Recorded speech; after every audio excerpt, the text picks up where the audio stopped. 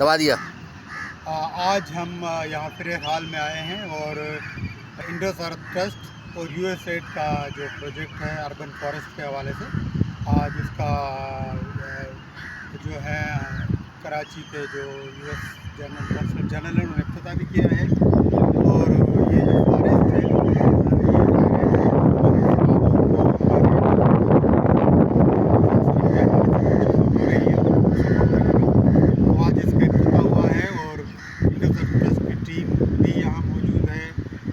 के अलावा शाहिद साहब हैं और आफिया मैडम और हमारे सारे साथी टीम के। तो इंशाल्लाह आप लोगों से भी यही गुजारिश है कि ये फॉरेस्ट लगाइए, दरख्त लगाइए। दरख्त बच्चों की तरह होते हैं और इसे पालते रहिए जब तक ये बड़े हो जाएं। बच्चों को पालने में तो 25 साल लगते हैं, मगर दरख्त को 5 साल में ये एक अच्छा सिस्टम बन जाता है। शुक्रिया, बहुत अच्छा। ओके।